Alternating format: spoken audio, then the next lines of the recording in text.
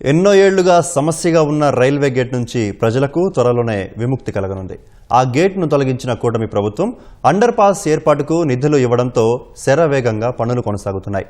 త్వరలోనే ఒంగోలు ప్రజలకు under pass సౌకర్యం అందుబాటులోకి రానుంది.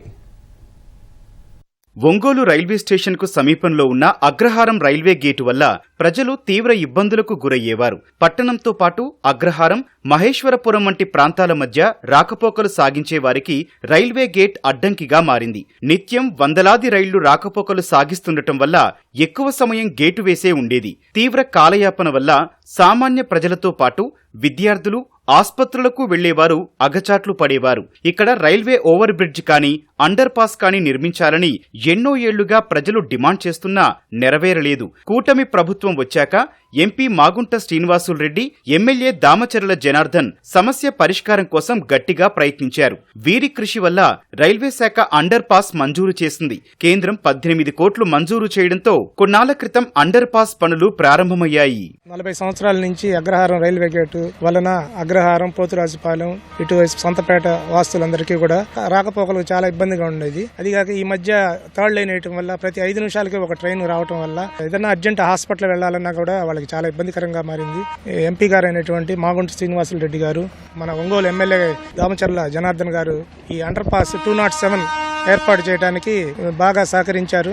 ఎంపీ గారు అయితే మున్సిపాలిటీలో డబ్బు లేనందువలన పూర్తిగా 18 కోట్ల రూపాయలు రైల్వే గతిశక్తి ద్వారా ఏర్పాటు చేశారు. ఇక కన్స్ట్రక్షన్ కోసం అండర్ పాస్ లో బ్రిడ్జిలు పెట్టారు. ఇంకా మిగతా రైల్వే సగం కూడా రేపు 25 నుంచి పూర్తిగా చేసి 2 months లో మొత్తం అందరికీ అందుబాటులో ఉండే విధంగా తయారు చేస్తున్నారు. గేట్లు వేస్తే చాలా ఇబ్బంది పడేవాళ్ళం. హాస్పిటల్కి కానీ హార్ట్ అటాక్లు వస్తే మాత్రం ఈ గేట్లు తీయరు. అప్పుడు చాలా గంటల ఇబ్బంది పడతా ఉండేవాళ్ళం. ఇప్పుడు దేవుడి దయ వల్ల ఈ అండర్ పాస్ సెలక్షన్ అయింది. దీని గుండా ప్రజలందరికీ ఉపయోగకరం. వర్క్ కూడా చాలా ఫాస్ట్ గానే జరుగుతుంది. గత మేము ఒక 5-6 నెలలు అనుకున్నాం, ఏదో 2 నెలల్లోనే అయిపోయేటట్టుగా ఉంది. అండర్ పాస్ పనులు వేగంగా సాగుతున్నాయి. మరో 2 నెలల్లో ఇది అందుబాటులోకి వచ్చే అవకాశాలున్నాయి. మినీ వాహనాలు రాకపోకలు సాగించేందుకు అనువుగా 2 మార్గాలుగా నిర్మాణ పనులు చేపట్టారు. ట్రాక్లను తొలగించకుండానే కాంక్రీటు వెంట్లు అమర్చుతూ పనులు సాగిస్తున్నారు. ఇరువైపులా డ్రైన్లు, అప్రోచ్ రోడ్లు కూడా నిర్మిస్తున్నారు. గేట్ వల్ల బాగా ఇబ్బంది పడేది. అరగంట 30 గంట సేపు గేట్ వేస్తే తీసేవాళ్ళు కాదు. అండర్ పాస్ వేస్తున్నారు కాబట్టి మాకు ఏదైనా స్కూల్ పిల్లలకు పోవాలన్నా, ఏదైనా హాస్పిటల్కి పోవాలన్నా ఒక 5 నిమిషాలు వెళ్ళిపోతాం ఇంకెమ్మటే ఆగకుండా. దీనివల్ల బాగా ఉపయోగం ఈ అండర్ పాస్ వలన. కొంచెం బాగా 2 వైపులా వెడల్పు చేసి రోడ్డు ఎక్స్టెన్షన్ చేసి బాగా చేస్తే మటుకు అరవ కాలనీ కానీ ఇటు మొత్తం బాలాజీ నగర్ వీళ్ళందరికీ చాలా ఉపయోగకరంగా ఉంటుంది. డ్రైనేజ్ సిస్టమ్ కూడా బాగా ఏర్పాటు చేస్తున్నారు.